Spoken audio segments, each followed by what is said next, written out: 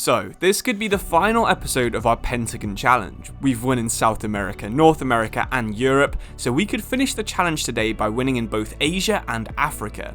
If you're not sure why I've skipped FIFA 20, 21 and 22, it's actually quite simple. We need to win a World Cup. FIFA 23 had the Qatar World Cup, and just like we tried to do back on FIFA 18, we're going to try and win the World Cup with an African team. It's actually our last chance to do this because there's not another World Cup in a FIFA game until FC 26, and of course FC 24 and 25 don't have African leagues, but before that we need to win in Asia. Asia is a bit of a weird continent in FIFA. It's the only place that actually has an unlicensed tournament. We could go to Australia, India, Korea or China, but just like your favourite players 2 years ago, we're going to Saudi Arabia. It's not quite the same as the FC 24 Saudi League, but there are still a lot of good players, a lot of money, and also a good chance one of these teams wins the Asian Champions League. Here's the thing though, I've actually removed every foreign player from our new club, Al Shabab, and we're going to be building a team from the teams we've used earlier in this challenge. Hopefully I've picked the right ones, because Lyanko is coming in from FIFA 15, Yedlin and Shelton from FIFA 16 where we were in New York, FIFA 17's Villa team provides Richie DeLate and Yorsa Kore in defence. From our last World Cup effort with Egypt, we've bought Hassan and El Neni, and finally from FIFA 19's Ajax Champions League winning save, we've taken Donny van der Beek and Hakim Ziyech. This is going to be such a fun team. We've got players that we've used for ages, we've got skills, pace, strength and careers that need rebuilding. Thankfully, we should also be able to challenge for both the Saudi League and the Asian Champions League in Season 1. Speaking of the Asian Champions League, thanks to the weird quirks of FIFA 23, we're actually already in the quarterfinals. There are no games actually played in the group, and the draw is just 4 Chinese teams versus 4 Saudi Arabian teams. What a weird game FIFA 23 was. Anyway, just to get used to playing FIFA 23, we're going to play the first game of the Saudi season just to see what the gameplay is like. If I'm being totally honest, FIFA 23 is not a game that I remember really enjoying playing when I've done saves like this in the past, and of course, when FIFA 23 was still the new game that I was covering on this channel. But still, while it has some of the worst gameplay that I can remember, it has the best soundtrack by absolute miles. It's got about 100 songs of FIFA classics, and if you've not listened to them, make sure you go do that on Spotify after watching this video. Anyway, just like when we were managing Egypt, Hassan got the first goal of the season, and this guy is actually so underrated. Before I used him for Egypt, I'd never actually used him before, and now I feel like I have to sign him in basically every career mode just because of how fun he is. Anyway, the AI got a fluky equalizer with a couple of rebounds in there, and expect to see a lot more goals like that from the AI. You're not going to see many more goals like that from me though, despite me trying to do one of them in basically every single match. That is just a special shot from Hakim Ziyech. Timed finishing on FIFA 23 is absolutely amazing. When you get it right, you can score some proper banger goals, and I really enjoyed watching that one. That's why we've thrown in a couple of replays of it. In the second half, we tried to do the same thing with Shelton, and that's more like what you're going to see from some of my shots. The AI loves to get into this position here. When they're just in line with the 6-yard box, they love to fire in these knee-high crosses, and every so often they actually do work. But so do through balls. Through balls are quite overpowered on FIFA 23, and even though he's not the fastest man in the world, El Neni would run straight through the middle, and with a pretty nice finish, he would put us ahead. So all we had to do was hold on for a few more seconds, but Taiwan are going to have one last attack. They're not going to get into the pullback position, but they're still going to pull it back, and we get the win. Okay, so our team is actually pretty good. I enjoyed using them. There's a lot of skill, like we said, a lot of strength, maybe not quite so much pace as there was when these players were in their prime, but it's a good time to jump straight into the Asian Champions League, where we're playing the first and second legs against Wuhan 3 Towns, of course, a team that's more famous for other things than football. I'm not too sure where Wuhan actually came from, because they weren't part of that Chinese golden era where every single superstar wanted to go to China, and then they just randomly appeared when Chinese football was on the decline. Anyway, their team's not that great. We have a lot more pace. Hassan using some of it here, but unfortunately, he doesn't quite have the composure you need to go ahead in the quarterfinal of a continental competition. Again, the AI just trying to get into one of those positions where they can pull it back or do a little cross across, but they didn't get the first one, they didn't get the second one, and they didn't get the third one. We did some nice defending there to just about keep them out, and that's the kind of determination we have to show if we do want to stop these pullbacks. Anyway, Yedlin nearly gets one of his own, a very high power cross there that nearly got deflected in. Ziyech would find Hassan again, another brilliant save there from the Chinese goalkeeper. Just a few seconds left, Hassan would get one last chance. This time, he would find the top corner. So, quarterfinal, first leg, we're going in 1-0 and we're going to be at home for the second match. So that's going to make things even easier because just like all of these older FIFA games, being the away team makes things a lot harder. And as you would expect, every single Saudi Arabian team wins on aggregate versus every single Chinese team. So it looks like it is going to basically be a domestic tournament if we want to win the Asian Champions League. Anyway, we're at home for this second leg. We're going into it thinking that maybe we can get a couple of decent goals. Maybe Ziyech could curl another one in, or someone like Van der Beek could score their first goal of the season for us. In fact, it was Richie de Laet, our left back, who's really a right back, who nearly got his first goal instead. El Neni did a nice driving run from midfield, and when that goal went in the back of the net, we were pretty confident that we were going to be going through because Wuhan could barely attack, I'll be honest. They would get into the position where they could try and do pullbacks, but then someone like Lianco would step in like that and there was basically nothing they could do. They had a chance just before half-time with some nice passing football, but a good save from our goalkeeper, and that was the last real chance for Wuhan. We were through into the semi-finals. I think it's safe to say that Wuhan was slightly tougher than I'd imagined, and as you'd expect, all 4 Saudi teams have beaten all 4 of their Chinese opponents. We're now just 2 games from the final, and we'll have to beat Ronaldo's Al Nassr if we want to get there. The AI on FIFA 23 can be cheaty at the best of times, so I'm not looking forward to how good they'll be with an 89 rated Cristiano Ronaldo. Let's hope that Geografifa is on form and can somehow stop this guy before he absolutely demolishes us. If you're not sure about how tough of a game this will be, well, in the Saudi League, we've both played 7 games and both won 7 games. So really, we didn't want to concede early, and that's exactly what we did. But we're still a pretty decent footballing side. Almost all of our players can pass other than Shelton, and it was actually his through ball that would find Donny van der Beek. We did an AI move, we pulled it back, we wanted to make sure we scored that goal, and yet again, Hassan would score a decent goal for Al Shabab. This guy is turning into a bit of a club legend and definitely a bit of a series legend. And he had more of an impact than Ronaldo, and you could see that Ronaldo was starting to take it out by diving into challenges. I'm not sure if FIFA 23 has some kind of personality system, but it seemed like that just fired up Ronaldo, and then he fired one into the back of the net. This celebration felt a little bit personal. I'm not too sure why Ronaldo is taunting us. Maybe he knows that this potentially could be the beginning of the end of the Pentagon challenge. Anyway, we needed to get back into this game. Shelton would win the ball. He would cut inside, find Donny van der Beek. He would flick it towards Ziyech, and somehow he brings it down and fires it past the goalkeeper. It's a really nice bit of technique from Hakim Ziyech. And that was the last thing that would really happen in the game. The referee blew his whistle, and it was going to be a 2-2 draw. So just as we expected, Cristiano Ronaldo was a big threat in that first leg, but the 2-2 actually means we now only need to draw to go through on away goals.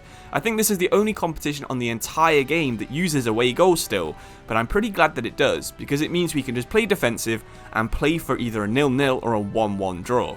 In fact, by default, our defensive tactic is more of a counter-attacking tactic. By switching to that tactic, it actually works really well against the press that Al Nassr were trying to put on us. We'd get a few gaps, like Ziyech there bringing someone out of position, and Hassan would use his body to get ahead of Alvaro and nearly put us 1-0 up within 15 minutes. Set pieces could be massive because we are outclassed and trying to hold on to a win here. So we needed to make the most of getting our defenders up the pitch and seeing if we could score. It was actually Enquiries that would head this towards Hassan, and what a finish that is. It's very similar to the one that Ibrahimovic did in the Champions League final for us when we were managing Ajax, and hopefully it's going to be leading to glory just like that goal did. Anyway, a few minutes later, Ziyech would cut inside, find Hassan again. He would go round David Ospina, and that was 2-0. This game was actually one I was really worried about. We didn't have too many chances in the first half, and thankfully, every time he got it, Ronaldo would mess up. So while they did have a bit of threat still, Ronaldo's first touch and his finishing were both absolutely lacking. Just like in the first game, you could see he was starting to get annoyed, and he was actually playing as a playmaker now, with Talisca blasting one in. We now had to hold on for 5 more minutes. Again, Talisca would get through, this time one-on-one, and it's a brilliant save from our keeper right there. Deep into stoppage time, there'd be one last chance for Al Nassr. It'd be Ronaldo, and his shot would deflect out for a corner. Ospina would go up, but we would win the header with Lianco. There'd be a few more passes before Talisca's chance would go out for another corner, but the referee would end the match. Yeah, I'm not 100% sure how we actually qualified through that game, but thanks to Ronaldo's absolute stinker of a match, we are into the final of the Asian Champions League. Of course, we're going to be playing against another Saudi Arabian team in the final, but Al Hilal aren't the team that you probably recognise from FC 24. They don't have Neymar, they don't have Ruben Neves or any of their other superstars. Instead, their best player is Idian Igalo, of course, the guy that they loaned to Manchester United just a couple of years ago. I think we've got a pretty decent chance of winning this final, and even though the trophy is fake, I'm still going to count this as completing Asia if we can win it. Of course, all the games we've played in FC 25 have been really high scoring. The defending's both difficult for me, and it seems like the AI is not that good at it either. There's going to be chances, and I'm sure we can probably score one more than the AI in this game. Rather than going defensive and trying to counter-attack, in this game we tried to focus a bit more on possession. You can see it straight from minute 1 here. Basically, the entire left half of our team would touch the ball before Van der Beek would play through Hassan, who again had the strength, pace and finishing to put us 1-0 up, but this time within 3 minutes of the start of the final. But were Al Hilal going to reply almost straight away? Of course, the answer is yes. The AI is not going to make any final match easy for you, especially on FIFA 23. So we kept attacking. This time it was El Neni, and his slide tackle shot would put us back ahead. This was turning into an all-time classic final. There'd be another chance, another slide tackle, this time a pass, and this time Carrillo, the former Southampton man, would equalise the game, make it 2-2.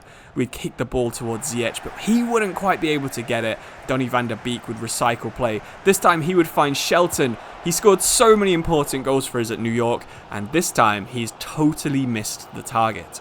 We've also missed the interception there. Carrillo, he would play it through to Igalo. Another chance for Carrillo, and what a finish that is. That's very similar to that Ziyech one we scored in one of our first games. There was another chance for Igalo, and if we'd gone behind there, then things were really not looking good for us. 4-2 down with half an hour to go is pretty uncomebackable. Anyway, Ziyech would pass the ball into El Neni. He would find Hassan yet again. Look at the strength and the pace. Can he get another in the final? Absolutely he can. Maybe if he confirms a hat-trick, he'll win that car that's on the running track. Who knows? I've been wondering why that's on the running track, like this entire save. Anyway, Ziyech cuts inside. Can he score? No, he can't. He goes straight down the middle, straight at the goalkeeper. Igalo looking quite isolated. And what's the late done? What a touch that is from our goalkeeper, because if he misses that, that's one of the most hilarious own goals of all time. We've only got 1 or 2 minutes left in the game, and Van der Beek spotted our fullback on the overlap. He's got a man in the middle. Of course he's pulling it back, and it's Riyad who smashes it in from about 1 centimetre. He is not going to risk missing that shot. What a finish that could be. The goal that might win us the Asian Champions League, though of course the AI is still capable of scoring in this little amount of time we have left. But the whistle confirms that Sharahili has won us the Asian Champions League in only his 2nd appearance in the competition. We have so many good players, and it's someone from the default squad who we didn't remove at the start because he was from Saudi Arabia that has somehow won us the Asian Champions League. What a team this was. Every time I think back to when I did a Pentagon challenge and a mega career together, I'm going to remember Hakim Ziyech, Jure Zakori, every one of the players in this team. I really do love using all of them. But thanks for watching the Asia part. Let's switch to Africa. Okay, so the Champions League is fully completed. We have now won Asia, Europe, South America and North America, which means all we have to do now is somehow win the World Cup with an African team.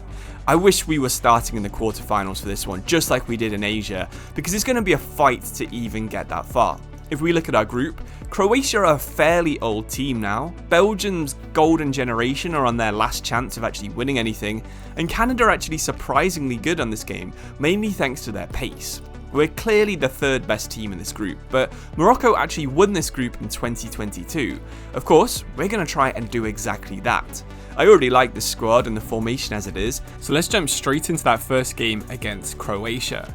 We already tried to do this with Egypt. If you haven't watched that, go back to FIFA 18. We did get to the quarterfinals with a pretty decent team, but then we met the roadblock that is Spain, and if we don't win this group somehow, we're going to face some pretty bad roadblocks of our own. Probably Germany or Brazil in the first knockout round. So it was important for us to get ahead early and try and hold on to our lead. So when Hakimi played through En-Nesyri and he put it in the back of the net, things were actually feeling pretty good. Legendary difficulty in this World Cup mode is probably closer to ultimate difficulty than legendary difficulty in career mode is, because for some reason the AI is just absolutely amazing at tackling, it's amazing at passing, and its finishing rarely misses.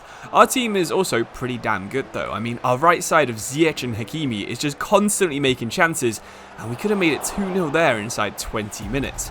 Again, the right side produces another chance. Hakim Ziyech gets to the edge of the box, tries to cut inside, gives it to Amrabat. It was a really nice weighted pass, but I think Boufal was marginally offside. Even if he wasn't, that would have been a horrific miss. And thankfully the referee did confirm that that was offside. So first half complete, all we have to do now is hold on for another 45 minutes. And we can't be losing the ball like that. You can see how Croatia had 4 players attacking because they were just constantly using man-to-man press. Their 4 attackers would be on our 4 defenders. Their 4 midfielders would be on our 3 midfielders. It was so hard to break, and they were making chances from set pieces. They were making them from open play, and we were fully in hold on for dear life mode. Kramaric would have a free kick that hit the crossbar. It would fall to Brozovic. It'd be a good save from Bono, but then Petkovic would head the ball in. We were 1-1.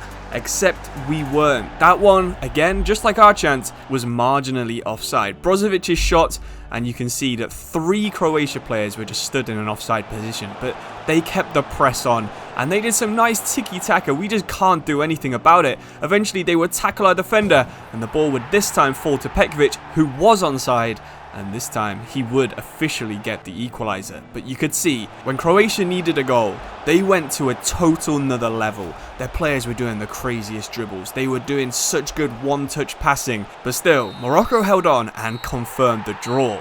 Yeah, so that game wasn't the best start really, but we did expect it to be quite a tough game. But to be honest, in our next game, which is against Belgium, they are basically a one-man team. Their golden generation has mostly retired. Eden Hazard's in his last tournament. Kevin De Bruyne was actually starting on the bench, and Lukaku's never been that great to play against in FIFA. Meanwhile, they had 2 very slow defenders, so as long as we can keep Hazard and De Bruyne quiet, we have a decent chance of getting in behind, and that's what we were trying to do the entire match. Long balls like that, and Boufal would get on the end of one. He couldn't quite finish it off though, but again, that would have been a really nice start, just like we had in the Croatia game. It did look like De Bruyne playing on the left wing could have paid off there for Belgium, but it's another absolutely amazing save from Bono. If you remember this World Cup, you'll remember that he was one of the best players of the entire tournament, and it seems like his performances are fully translating into this FIFA save. It would be another good attack for Belgium and another great save there from Bono, and we were getting absolutely dominated. Really, we were probably holding on for a draw, and we were grateful when Belgium would hit shots like that with Hans Vanaken. With just 15 minutes left, we thought we were in a pretty decent position here to actually go on to maybe nick a 1-0 lead, but Belgium of course are going to keep attacking. Tielemans would finally beat Bono with an absolutely unreal shot, and to be honest, we tried to get the equaliser. We went everyone up front, and Vanaken would make it 2-0. With just a few minutes to go, Axel Witsel would find Carrasco, we would charge, Bono gets beaten, and Vanaken makes it 3-0. So in the space of about 17 minutes, we concede 3 goals, and that is really not a great position to be in. We've been so bad in these first 2 games that we're actually relying on other teams to help us qualify out of the group. If Belgium can beat Croatia and we beat Canada, we're through, but anything else and we are out with a failed challenge. Because we need the win, I've actually switched to a 4-2-4, so hopefully the extra striker can help us to attack with a little bit more danger in this really important game for the challenge. So, like I said before the start of the Belgium game, Belgium had a very slow team, but really high ratings. Meanwhile, Canada is very opposite. They only have 2 slow players, but thankfully, again, they're both playing at centre-back. So when En-Nesyri got through right here, I thought that was going to be an opening goal in the first 5 minutes. But we would keep getting runners in behind, and there was nothing that they could do. This time it was Hamdallah, our other striker, getting in behind, and this time, he would head it into the back of the net. So 1-0 up, we need to try and get maybe 2 or 3 goals, because if we do that, it means that if Croatia draw, we actually finish above them on goal difference. Again, trying to use our pace to get in behind. We get a lucky ricochet and it falls to En-Nesyri yet again. Hamdallah is in the middle, he's unmarked, so of course we're pulling that across to him. 30 minutes gone, 2-0 up. So, all we have to do now is hope that Belgium are beating Croatia, and maybe we need to score 1 more goal. So Ziyech did a little bit of trickery and confirmed that we have that extra goal. Thanks to that bit of flair from Hakim Ziyech, we're no longer actually worried about scoring goals, instead we just want to prevent them. Thankfully, there's a lot of versatility in this Morocco team, so a lot of our strikers can play on the wing and some of our midfielders are actually centre-backs, but we still did have to make a pretty big sacrifice. Kyle Larin is going to outrun any of our defenders, so taking the red card was absolutely the right decision there from Benoun. In fact, they wouldn't really have any other attacks, even with us now playing 4-4-1, and Canada have actually wasted a pretty good opportunity to get out of the group stage. But have Morocco got out of the group stage? Well, let's have a look. I have to say, I was legitimately a bit nervous to find out if Croatia had lost, and thankfully they have. I've actually not restarted a single game in this challenge, I've not replayed any matches, so to lose it on the last continent would have been awful. Anyway, Morocco are through and they're drawn against Germany. We're also on the toughest side of the draw too. While the other side has teams like Saudi Arabia and Tunisia, we've got Germany and we'll probably be playing Brazil if we beat them. Let's get back to the 4-3-3 and hope we can score an early goal and hold on to a 1-0 lead. Let's be honest, if Saudi Arabia can beat France in the other half of the draw, there's no reason we can't beat Germany. We're a much stronger team than Saudi Arabia, and Germany aren't actually all that impressive. They press a lot though, and we have to make sure we're using out balls like that. Hamdallah playing on the wing is an excellent hold-up option. So is Saiss bursting from midfield, and yet again, we score one of those weird scissor kick volleys to secure a pretty important goal.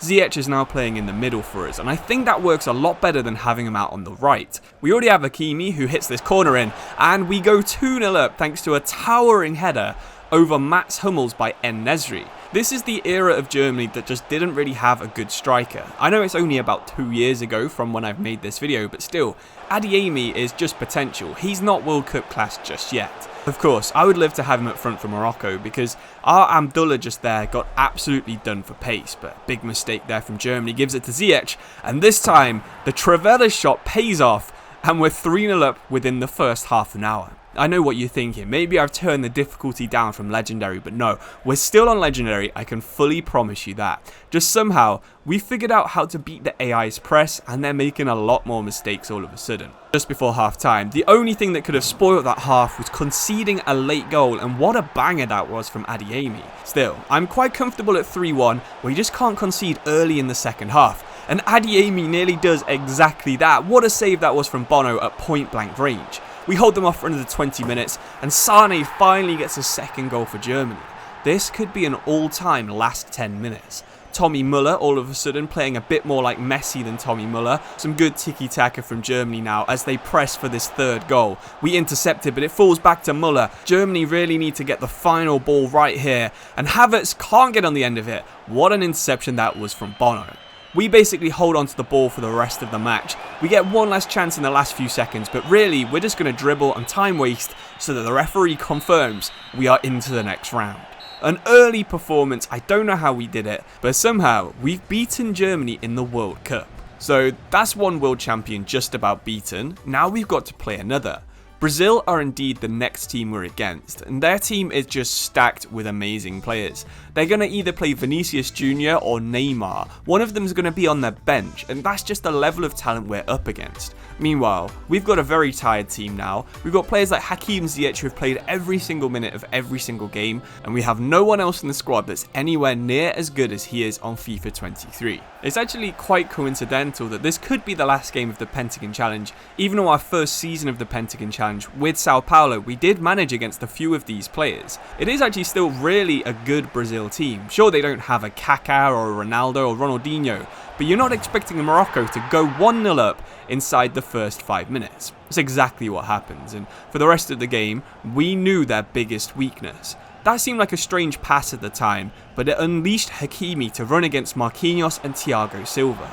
They don't have fast fullbacks, they've got a 33 pace centre back, and really we should be making more of that chance there with Hakimi. Our strategy is all about having very advanced fullbacks. It led to that chance from Paqueta, and thankfully Mazraoui would just get in the way of the Antony header. But it's all about getting Hakimi as far forward as possible and letting Ziyech cut in front. Sure, it does let some chances happen, and we did concede one of them from Richarlison right there, but as we pushed on for a second goal, all of a sudden all of the gaps started to open up. Antony cut inside, and I can't believe Neymar somehow didn't score that, but Bono is still on top form. He's still playing like he did in real life. Again, you can see a big gap over here where Mazraoui should be. He just about gets out to Antony, but they backheel it to Militao. Paqueta plays it through to Richarlison, and Neymar this time does score. So we have about 25 minutes to save our World Cup. Brazil are not going to quit right now. In fact, they've subbed on Vinicius Jr. to play on the other wing, so that's even more threat. And look at the threat from this. They get in front of Bono. We were keeper charging because we were desperate to try and stop it, but we just about get it away. We've now only got 12 minutes, and Brazil are not letting up. They're playing pure Joga Bonito. Thankfully, we just about intercept that before they get it, but they recycle it so fast. It's so hard to play against this Brazil team. It's a constant chance after chance. So we're going to have to make the most of any chances we can get. Sabiri drives from midfield. He plays the ball through to En-Nesyri. He pulls it back to Hamdallah, and he cuts behind Militao to get the equaliser. So we've got 5 minutes to go, and Vinicius Jr. charges into our box, but it's a great tackle from Enquiries. Hakimi doesn't really have the stamina to get forward anymore, but it's fine because Ziyech has found Sabiri yet again. Another driving run from our midfielder. He gets into the box, he pulls it back to Amala, and that looks like it's going to be the winning goal. We scored in the first 5 minutes, and we scored 2 in the last 10 minutes, and potentially we might have beaten Brazil in the World Cup. No wonder Bono is celebrating, because this guy is the reason we are still in this match. They kick off again, and before they can even make a chance, Mazraoui intercepts it, plays it back to our goalkeeper, and we are through. So after one of the most difficult routes to the semi-final possible, the semi-final itself is actually going to be a little bit easier. Mexico are decent, but they beat Iran in the quarterfinals, so they haven't really been tested, and for the first time since we played Canada, we're actually better than the other team on overall rating. If we're being honest, this was just an easy match. I'd finally figured out that the AI likes to do man-to-man pressing on every attacker, so if you do 1-2s, you can make huge gaps in midfield that you can exploit, and even on Legendary, it does actually become quite easy to make chances. But scoring them is another matter altogether. That didn't stop Ziyech though, who basically ran around the goalkeeper and made it 1-0. Mexico didn't really have any chances in this game. We could have easily made it 3-0 right there, and in the last minute we would have one more chance. Sure, we could have pulled it across and sweated an easy goal. We didn't. We tried to score a decent goal instead because we knew the referee would confirm that Morocco had made it to the World Cup final. There was definitely times where I thought we would have lost this challenge back in the group stage, but somehow we've actually done better than Morocco did in real life, where of course they finished 4th place, and to be honest, this Netherlands team is one we can beat. They've got some dangerous players at the back. Of course, Virgil van Dijk is going to be a total brick wall. Gakpo's always dangerous, Ake on the bench, Depay again, another very dangerous winger playing as a striker. But really, we need to try and do the business as early on as possible. The World Cup final kicks off and Hakimi gets on the ball earlier.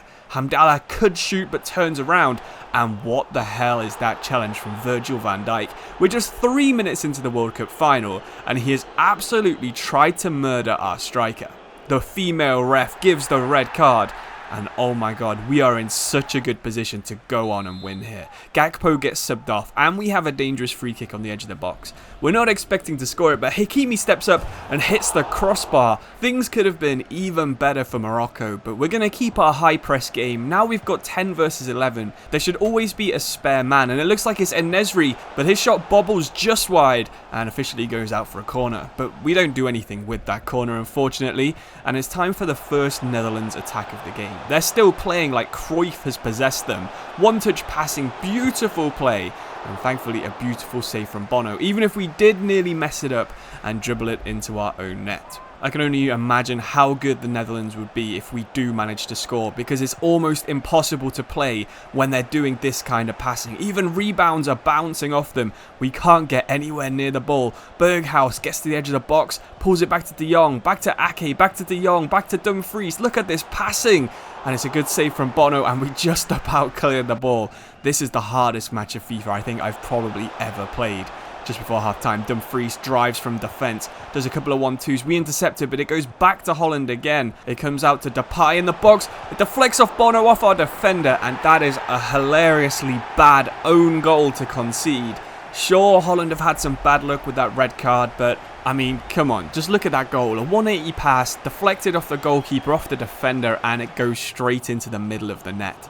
There's nothing really you can do about that, so we've got 45 minutes to try and get back into the game. Even our counter-attacks are failing right now. But actually, the goalkeeper passes it straight to us, and of course, it deflects straight to Nathan Ake.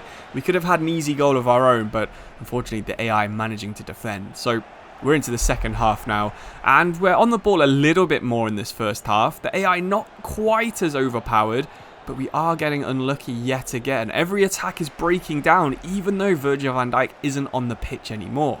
Ziyech gives it to Unani, and finally, we have a decent chance with En-Nesyri. If he shoots here, it could go in, it doesn't, but it falls to Ziyech, and we have our equaliser. So, are we back in the game? Are we going to hold on and try and get penalties, or are we going to go for that second goal? Well, of course, we're going to stay aggressive, try and win the ball as high up the pitch as possible, and try and get a 2-1 win in normal time. Well, Dumfries has been playing as their furthest forward player for most of the game, and Ake is also playing as a striker.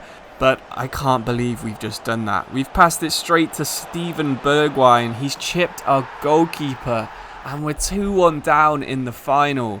We've made some pretty bad mistakes, but that's probably going to be the one that costs us this Pentagon challenge. Unless Hakim Ziyech can do something right now. Of course he can't. He chokes the big moment when it matters the most. And look how close we were to taking this match to extra time. We bring on Boufal, but it's probably not going to matter unless we can get something from this attack. Well, finally, we're getting some good bounces, but it's going to go back to their goalkeeper. And their passing continues to be absolutely perfect. We get one last chance to win the ball back, but they pass it back to the goalkeeper, and he is going to clear it out to Dumfries, and we have lost in the World Cup final. After all of these episodes, I think this is episode 6, Netherlands win the World Cup and we fail the Pentagon challenge. It was always going to be hard winning the World Cup with an African team, but we were so close. If we hadn't made the mistakes and we'd got a little bit luckier with that lack of own goals, I think we could have won that. But really, I appreciate it if you've watched only this episode, or if you've watched the whole series. Thank you for watching, and subscribe so you don't miss any more videos when FC25 comes out. I'll see you soon. Thanks for watching. Cheers and goodbye.